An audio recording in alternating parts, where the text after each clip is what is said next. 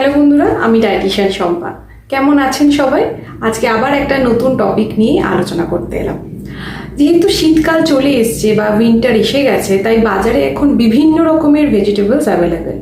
Mainly ধরুন ফুলকপি, বাঁধাকপি, শালগম, বিটরুট এরকম ধরনের ভেজিটেবলস ভর্তি।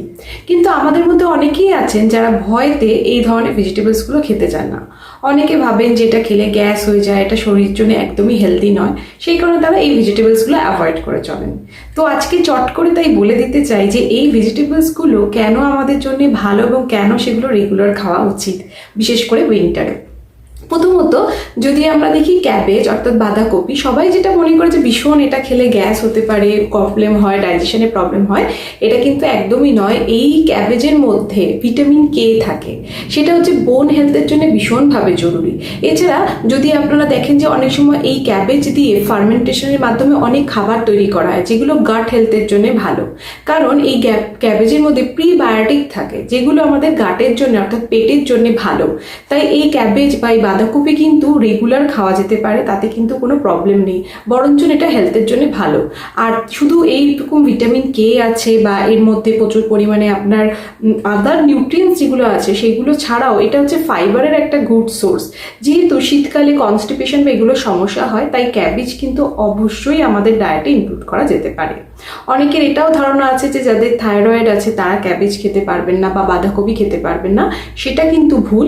যখনই খাবেন কখনই কাঁচা খাবেন না, এটাকে ভালো করে সিদ্ধ করে জলটা ফেলে দিয়ে সেটা খেতে পারেন, সবজি বানিয়ে হোক বা স্যালাড বানিয়ে হোক, যে কোনোভাবে। কাঁচাটা না খেয়ে যদি আপনারা এই জলটা ফেলে দেন, তাহলেই কিন্তু এই যে সালফার কন্টেনিং যে কম্পাউন্ডটা থাকে, যেটার কারণে এই গ্যাস বা এরকম ফিলিংসটা হয় যে ডাইজেশন হচ্ছে না, সেটা কিন্তু অনেকটাই কমে যায়। তাতে কিন্তু বাঁধাকপি খেলে কোনো সমস্যা হয় না। নেক্সট যেটা ভেজিটেবলসটার কথা বলবো, কলিফ্লাওয়ার অর্থাৎ ফুলকপি। ফুলকপিও কিন্তু শরীরের জন্য ভীষণ ভালো। এটার মধ্যে যে ফাইবার থাকে, যে নিউট্রিয়েন্টসগুলো থাকে, সেগুলোও কিন্তু শরীরের জন্য ভীষণভাবে জরুরি। এটাও কিন্তু প্রচুর পরিমাণে সেই রকম ভেজিটেবলস যেটা আমরা অনেকেই অ্যাভয়েড করি ভয়তে। প্রপার কুক করলে এই সবজির মধ্যে কিন্তু কোনো প্রবলেম হয় না, এই সবজিগুলো খেলে কোনো সমস্যা হয় না। নেক্সট যেটা বলবো, শালগম বা টার্নিপ যেটা বলছে, এই যে শালগম, এই শালগমেও অনেকের ভীতি থাকে যে এটা খাবো না, খেলে প্রবলেম হবে। কিন্তু জানেন কি, এই শালগমটা হচ্ছে ডিটক্সিফাইং এজেন্ট হিসেবে আমাদের বডিতে কাজ করে। আমরা ডিটক্স করার জন্য অনেক কিছু করি, অনেক রকমের ফ্যান্সি ফুড খাই, অনেক কিছু করি, কিন্তু লিভারকে ডিটক্সিফাই করার জন্য শালগমের মধ্যে এমন কিছু নিউট্রিয়েন্টস থাকে যেগুলো খুবই কার্যকরী। তাই ভয় না পেয়ে শালগম কিন্তু খেতে পারেন, রেগুলার ডায়েটে ইনক্লুড করতে পারেন।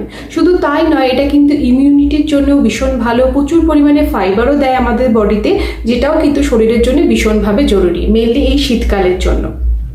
তারপরে যে নেক্সট ভেজিটেবলটার কথা বলবো, বিটরুট অর্থাৎ বিট খেতেও অনেকের ভয়, কারণ বিটটা এমনি লাল দেখতে, মানে সেটা কোনো সবজিতে দিলে রেড হয়ে যায় কালার, অনেকে পছন্দ করেন না। কিন্তু বিট মানে এতটাই ভালো, এতটাই হেলদি একটা ভেজিটেবলস। বিটের মধ্যে যেটা থাকে নাইট্রেট থাকে, এই নাইট্রেট কিন্তু হার্ট হেলথের জন্য ভীষণভাবে জরুরি একটা নিউট্রিয়েন্টস। সেটা কিন্তু চট করে সমস্ত কিছু থেকে বা সমস্ত ভেজিটেবল থেকে পাওয়া যায় না, বিটের মধ্যে যেটা একটা স্পেশাল থাকে। তো বিট কিন্তু অবশ্যই খাওয়া যেতে পারে, এই নাইট্রেট হার্টের জন্য ভীষণভাবে ভালো। এছাড়াও এই বিটরুট বা এই যে বিটের মধ্যে কিছু রকমের আপনার এমন রকমের কিছু ফাইবার থাকে যেগুলো গাট হেলথের জন্য ভীষণভাবে জরুরি।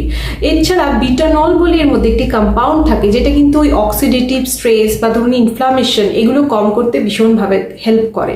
তাই বিট কিন্তু নিজের ডায়েটে খেতে পারেন, প্রত্যেকদিন রাখতে পারেন, এবং বিট কিন্তু বাচ্চাদের জন্যও ভীষণভাবে জরুরি, ভীষণভাবে ভালো। কারণ বিট সিদ্ধ করে সেটাকে বিভিন্ন রকমের সবজি বানিয়ে বা বিটের বিভিন্ন রকমের কাবাব টাইপের বানিয়েও কিন্তু খাওয়া যেতে পারে, সেগুলো কিন্তু শরীরের জন্য ভীষণভাবে হেলদি। তাই বিট অবশ্যই নিজের ডায়েটে রাখার চেষ্টা করুন। নেক্সট যেটা বলবো, মূলো অনেকে পছন্দ করেন না, কিন্তু মূলোর মধ্যেও এমন কিছু important vitamin A, vitamin C এই ধরনের জিনিসগুলো থাকে যেগুলো গাটের জন্য ভীষণ ভালো, যেগুলো শরীরের জন্য খুব ভালো। এছাড়া এই মূলোটা যেটা হয়, এটাও কিন্তু ডিটক্সিফাইং এজেন্ট হিসেবে কাজ করে। অনেকেই আমরা ভাবি যে মূলো খেলে গ্যাস হবে, শরীর খারাপ লাগবে, ভালো লাগবে না, কিন্তু তা নয়। মূলোটাকে যদি প্রপারলি কুক করা যায়, জল ফেলে দেওয়া যায়, তাহলে কিন্তু মূলোর যে নিউট্রিয়েন্টস বা ফাইবার এগুলো কিন্তু আমাদের শরীরের জন্য ভীষণভাবে জরুরি। এবং এটা ডিটক্সিফাইং এজেন্ট হিসেবে যেহেতু কাজ করে, তাই আলাদা করে কোনো কিছু, যেটা আগেও বললাম যে কোনো ফ্যান্সি ফুড না খেয়ে এই ধরনের যেগুলো ন্যাচারাল, সিজনাল, যেগুলো লোকাল ভেজিটেবল যেগুলো উঠছে বাজারে, সেগুলো কিন্তু খাওয়া খুব দরকারি। তাতে শুধু আপনার মানে যে হেলথ ভালো থাকবে তা না, এই যে পার্টিকুলার সিজনে যেগুলো উঠছে সেগুলোর তো কিছু ভ্যালু থাকে, সেই পার্টিকুলার সিজনের জন্য যেন কেন উঠছে, এগুলো তো আমরা গরমকালে পাই না। তো সেই যে নিউট্রিয়েন্টসগুলো এখান থেকে প্রোভাইড হয়, সেই যে ইমিউনিটি বাড়ানোর জন্যে এই যে সবজিগুলো খাওয়া যদি হয় রেগুলার, তাহলে কিন্তু সেটা শরীরের জন্য খুবই কার্যকরী হয়। আশা করছি এই ভিডিওটা সবার ভালো লাগবে। সবার যদি কোনো রকম কোয়েশ্চেন থাকে, কোনো কমেন্ট করার কিছু মনে হয় যে যেটা আপনারা জানতে চাইছেন, আমাকে কমেন্ট সেকশনে জানাবেন। আমি অবশ্যই আপনাদের সাথে সেটার অ্যান্সার শেয়ার করব। আর আশা করছি আরও নতুন নতুন টপিক নিয়ে আপনাদের কাছে আসবো। সবাই খুব খুব ভালো থাকবে। সবার সাথে আবার দেখা হবে।